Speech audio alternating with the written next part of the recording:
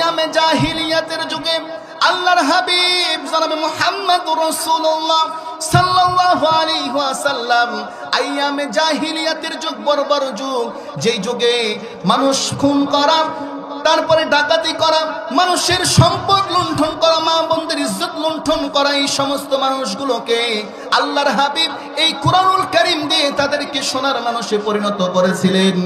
একদিন মক্কার পারদেশ দিয়ে দুইটি যুবক হেঁটে যাচ্ছে, আর কয়টা মা বোন দাঁড়িয়ে আছে।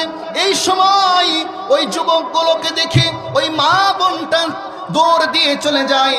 যখন ওই মা বোন দৌড় দিয়ে চলে যায়, ওই মক্কার যুবক ডাক দিয়ে বলে, ও বোন শোনো শোনো, কি কারণে তুমি আমাদেরকে দেখে দৌড় দিলে?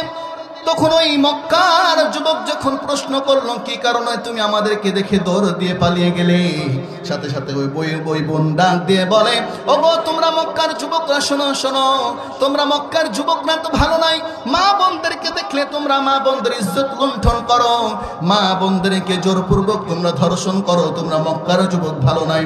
যখন এই কথা ওই বোন বললেন, সাথে সাথে ওই মক্কার যুবক ডাক দিয়ে বলো, বোন শোনো শোনো, আমরা মক্কার যুবকরা খারাপ ছিলাম, ঠিক আছে, আমরা মা বোনদের ইজ্জত লুণ্ঠন করতাম, মা বোনদেরকে জোরপূর্বক ধর্ষণ করতাম। ও বোন শোনো শোনো, যেই দিন থেকে আল্লাহর হাবিব জনাবে মুহাম্মদুর রাসূলুল্লাহ সাল্লাল্লাহু আলাইহি ওয়াসাল্লামের কাছে এই কোরআনের শিক্ষা নিয়েছি, সেই দিন থেকে আমরা মক্কার যুবকরা মা বোনদের ইজ্জত লুণ্ঠন তো দূরের কথা, আমরা মক্কার যুবকরা মা বোনদের ইজ্জতের পাহারাদার হয়ে গেলাম। বলি সুবহানাল্লাহ।